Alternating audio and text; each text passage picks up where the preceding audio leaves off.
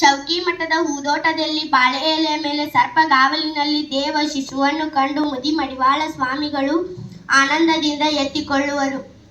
ದೊರೆತ ದೇವ ಶಿಶುವಿನ ಬಗ್ಗೆ ದೊರೆ ಮಲ್ಲಸರ್ಜ ಹಾಗೂ ಕಿತ್ತೂರು ರಾಣಿ ಚೆನ್ನಮ್ಮಳಿಗೆ ತಿಳಿಸಿ ಪಾಲನೆ ಪೋಷಣೆಯ ಭಾರವನ್ನು ರಾಣಿ ಚೆನ್ನಮ್ಮಳಿಗೆ ವಹಿಸಿಕೊಡುವರು.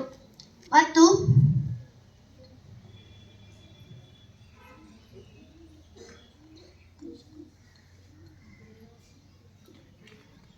ದೇವ ಶಿಶುವನ್ನು ಕಿತ್ತೂರು ಅರಮನೆಯಲ್ಲಿ ರಾಜ ವೈಭವದಿಂದ ನಾಮಕರಣ ಮಾಡಿದರು.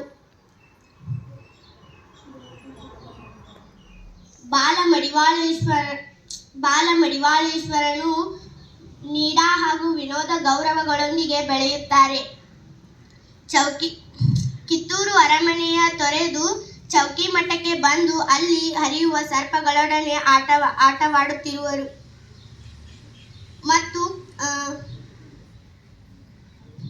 ಓರ್ವ ಚರಮೂರ್ತಿಯ ಲಿಂಗ ಪೂಜೆಯ ಸಮಯದಲ್ಲಿ ಲಿಂಗ ಅಪಹರಿಸಿದ ಕಾರಣ ಬಾಲಮಡಿವಾಳೇಶ್ವರನು ಪ್ರಭು ಸ್ವಾಮಿಗಳನ್ನು ಹುಡುಕಲು ಹೋದಾಗ ಅಲ್ಲಿ ಮಠದಲ್ಲಿ ಇರುವ ಬಾವಿಯಲ್ಲಿ ಮಡಿವಾಳೇಶನು ಹಾರುತ್ತಾನೆ.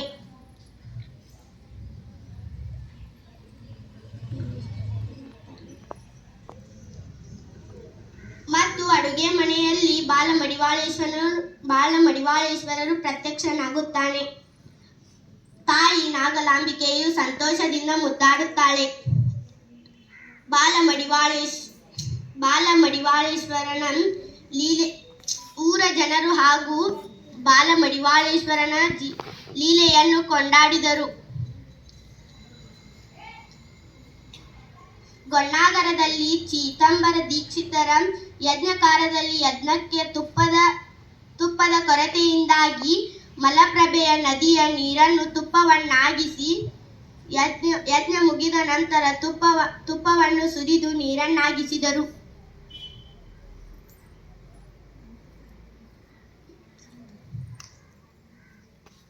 ಹಾನಗಲ್ ವೆಂಗಿ ಚನ್ನಬಸವ ಶಾಸ್ತ್ರಿ ಕೊಳ್ಳಿ ರಂಗಾಚಾರ್ಯರಿಂದ ಕಿತ್ತೂರು ರಾಜ ಮಕ್ಕಳೊಡನೆ ಶಿಕ್ಷಣ ಪಡೆದು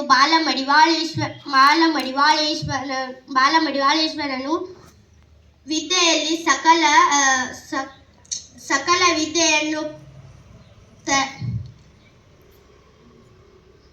ವಿದ್ಯೆಯಲ್ಲಿ ಪ್ರಥಮನಾಗುತ್ತಾನೆ. ಧನ್ಯವಾದಗಳು.